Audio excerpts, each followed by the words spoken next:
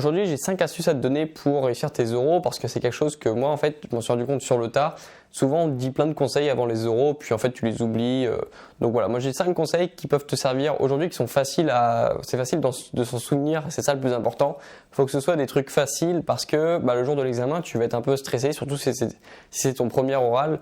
Donc, faut que ce soit simple et moi, je vais te donner les conseils les plus simples possibles pour que tu les retiennes et que tu puisses les appliquer parce que je pense, mine de rien, que ça peut vraiment faire une différence entre si tu n'avais pas écouté ces conseils ou si tu les mets en application aujourd'hui. Parce que moi, le premier oral que j'ai eu s'est mal passé, puis ça s'est passé de mieux en mieux, tu vois. Donc j'ai des astuces que j'ai à te donner qui vont te permettre de mieux les réussir et qui sont pas des astuces en rapport avec tes connaissances, c'est-à-dire que je peux pas t'aider, je peux pas apprendre à ta place, mais moi ce que je peux faire, c'est te donner des conseils qui vont t'aider à avoir une meilleure apparence, à avoir une meilleure confiance en toi pendant l'oral.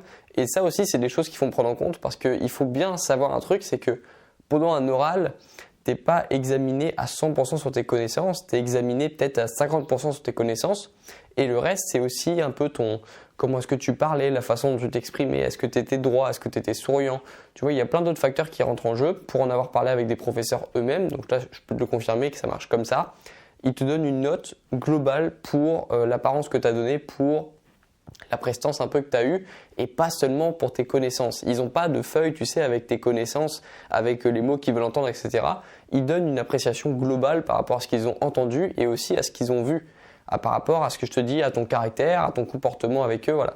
Donc il y a beaucoup de facteurs à prendre en compte et moi, on va pas parler du facteur des connaissances, mais aujourd'hui, on va parler du facteur un peu de la prestance que tu vas faire. Comment est-ce que tu peux améliorer simplement en 5 étapes ta prestance à l'oral. Le premier conseil, il est très simple, c'est le fait de te t'habiller en blanc. Alors ça te surprend peut-être, mais je remarque que moi, parmi les étudiants qui passent des oraux avec moi, on est tous un peu habillés en noir, on fait tous de couleur sombre, tu vois, on fait tous un peu la tronche parce qu'on est un peu stressé.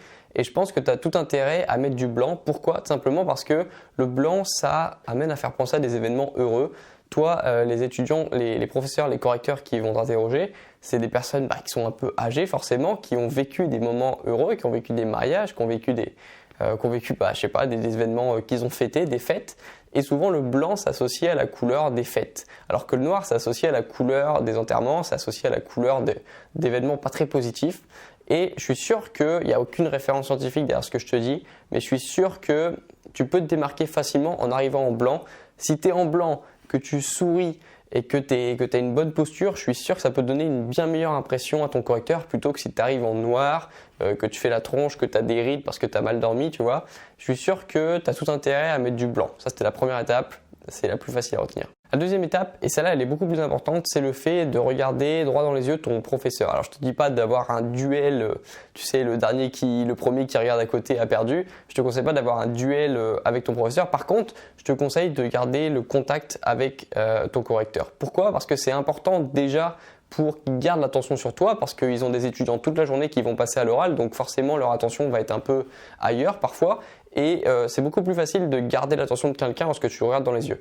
Le deuxième argument pour lequel c'est important de regarder dans les yeux quelqu'un, c'est que ça donne de la valeur à ce que tu dis et surtout ça montre plutôt que de donner de la valeur à ce que tu dis, ça montre que tu es confiant de ce que tu dis et tu vois si tu as quelqu'un plutôt qui parle comme ça, qui quand il ose à peine te regarder dans les yeux, il te parle de choses, tu as l'impression qu'il n'est pas très confiant avec ce qu'il a envie de dire, tu as l'impression qu'il évite ton regard parce que justement il sait pas trop ce que tu vas en penser, alors que si tu as quelqu'un qui te regarde droit dans les yeux, ça montre beaucoup plus de confiance en lui, ça montre beaucoup plus de confiance en toi parce que ça montre que tu n'as pas peur de ce que va penser l'autre, parce que justement tu es confiant dans ce que tu dis, tu as confiance en ce que tu dis, tu es confiant, ouais, tout simplement tu es confiant. Déjà, quand tu regardes quelqu'un dans les yeux, ça montre aussi que tu as un peu de charisme, ça montre que tu n'as pas peur de te démonter. Tu regardes quelqu'un dans les yeux parce que tu as confiance en ce que tu dis, tu as confiance en tes arguments. Et toi-même, si tu as confiance en tes arguments, tu vas donner beaucoup plus facilement confiance en tes arguments à ton correcteur, à la personne qui parle en face de toi. Mais ça, c'est même pas un conseil pour un oral, c'est un conseil tout simplement pour toutes les personnes qui veulent plus tard être des personnes qui ont une bonne prestance, des personnes qui ont envie d'avoir un discours percutant. Pour les avocats, c'est important. Tu regarderas les avocats, ils parlent tout le temps en direction du juge parce que c'est la première personne intéressée.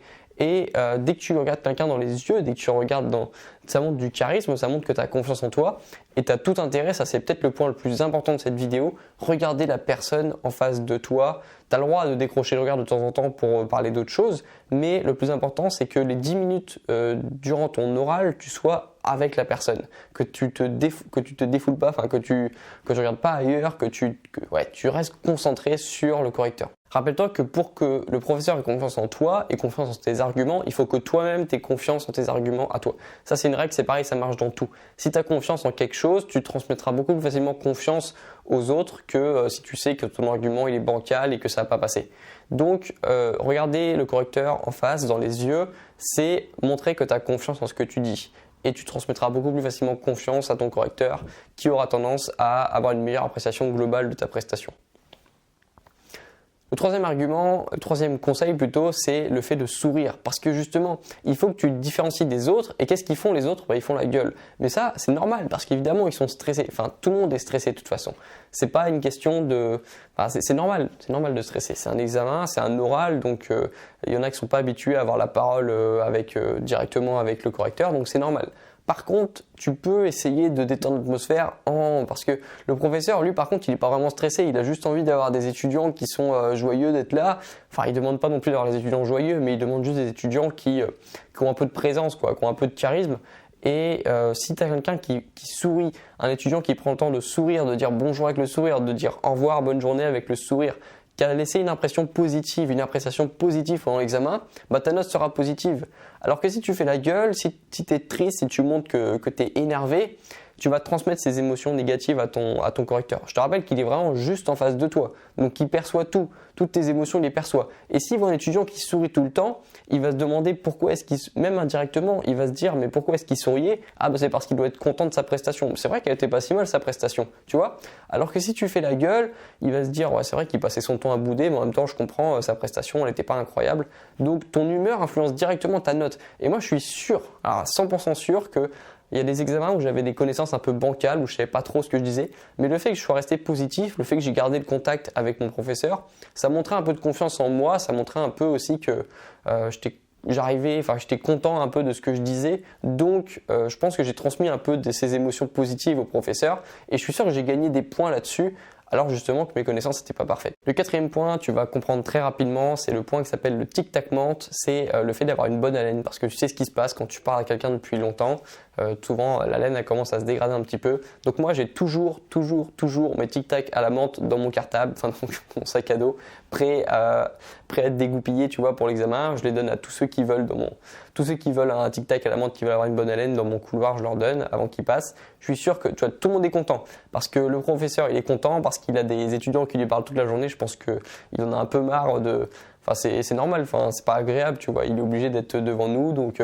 autant lui rendre le métier plus facile, donc il te remerciera après, je pense. Donc tic-tac à la menthe, et surtout, il y a un vrai argument derrière celui-là, en dehors du fait que c'est bien d'avoir une bonne haleine, c'est que quand tu as une bonne haleine, t'hésites pas à avancer. T'hésites pas à t'avancer vers la personne, t'hésites pas à mettre un peu de l'impact dans ce que tu dis. Alors que quand tu as une mauvaise haleine, t'essayes de pas que ça se voit, que ça se sente. Du coup, tu restes un peu enfermé comme ça, tu t'éloignes un peu, tu parles pas beaucoup, tu t'ouvres pas beaucoup la bouche.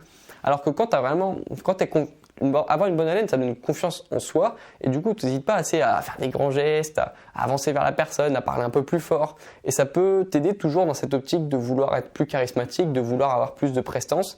Quand tu as une bonne haleine, tu auras plus de prestance, ça va t'aider. Tu te dis, tu peux parler fort, tu peux parler un peu, tu peux te rapprocher un petit peu, tu peux garder le contact, tu peux être un peu plus proche de ton correcteur et tout ça, c'est positif. Donc, prends tes tic-tac à la menthe. Le cinquième point est toujours dans l'idée de vouloir être un peu plus, de faire une meilleure prestation, c'est le fait de rester bien droit pendant que tu parles. Parce que souvent les étudiants quand ils parlent, ils sont assez courbés vers l'avant, c'est-à-dire que ça montre aussi un manque de confiance en soi, ça montre que tu n'as pas très confiance aux arguments. Tu vois, si tu as quelqu'un qui te parle et puis qu'il est comme ça et puis qu'il n'ose pas trop te parler, qui en plus te regarde pas dans les yeux parce qu'il n'a pas regardé la vidéo de Grégoire Dossier, tu vois, il est comme ça. Il regarde à côté, ça donne pas vraiment confiance et puis surtout on décroche très vite de ce qu'il dit et l'important c'est de capter l'attention de ton correcteur pendant que tu parles. Du coup c'est bien tu vois, tu es concentré, tu es bien droit, tu sais que ce que tu avances, ça donne en fait, faut vraiment donner confiance à ton correcteur. Faut vraiment donner confiance à ton professeur faut lui transmettre des signes qui montrent genre « Eh oh, regarde, je suis concentré, je suis bien, je suis sûr de ce que je dis ». Donc c'est pour ça que tu dois avoir les gestes, même si c'est pas naturel pour toi au début, tu dois adopter les gestes des gens charismatiques, tu dois adopter les gestes des gens qui ont confiance en eux pour petit à petit toi-même prendre confiance en toi. Donc ces gestes-là, c'est ceux dont je te parle depuis le début, c'est de regarder la personne dans les yeux, c'est de ne pas baisser la tête, c'est d'être droit aussi quand tu parles. Tu vois, c'est une question de posture, c'est une question de langage aussi, c'est une question même, l'haleine joue parce que tu seras plus prêt à te rapprocher, plus prêt à parler fort, tu vois. Donc tout ça, c'est des facteurs qui peuvent t'aider à faire une meilleure prestation et justement avoir une meilleure note parce que je te rappelle que avoir un examen, avoir un oral, c'est pas juste une question de connaissance, c'est une question d'appréciation globale. C'est une appréciation que tu as laissée à la personne. Ça se passe très vite. Souvent, ça dure 10 à 15 minutes. Et pendant ces 10 à 15 minutes, il faut que tu sois que tu donnes la meilleure impression possible. Autant en termes de connaissances qu'en termes dans ta prestation globale, ton attitude, ton vocabulaire, etc.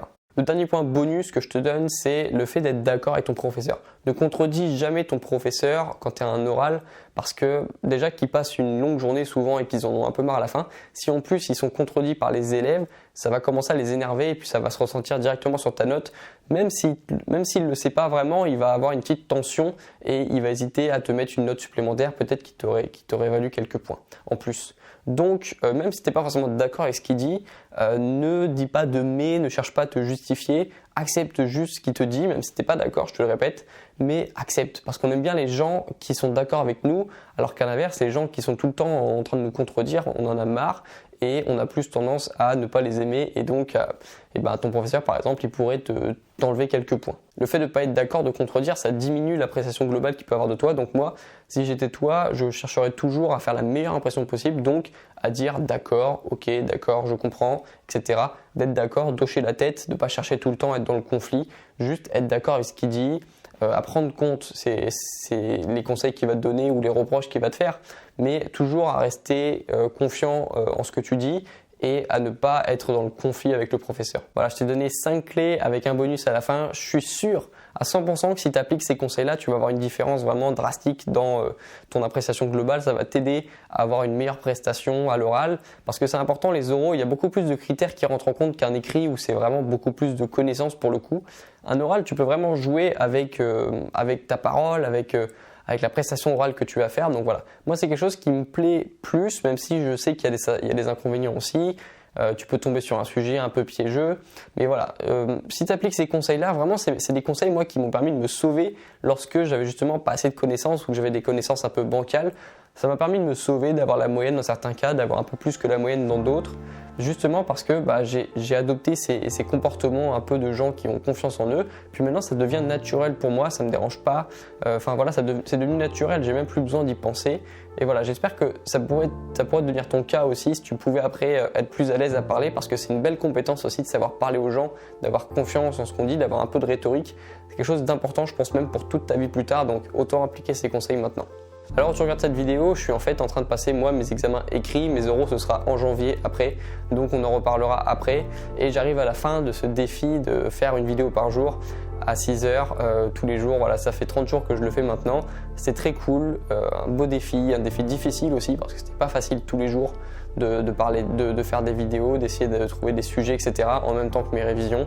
Donc voilà, je suis très content, très fier de l'avoir fait, de l'avoir mené jusqu'au bout. C'est un bel exemple, je pense, que je donne pour mon message qui est toujours de dire qu'on peut réussir ses études et ses projets personnels. Je pense que j'ai tenu ma parole jusqu'au bout et que ça c'est une belle réussite déjà. Et puis en plus j'ai pu aider beaucoup d'étudiants au cours de ces vidéos qui m'ont envoyé des messages chaque jour en disant que je leur apportais des bons conseils, donc ça faisait très plaisir. Je ne sais pas ce que ça va donner ensuite, je ne sais pas si je vais continuer sur ce rythme.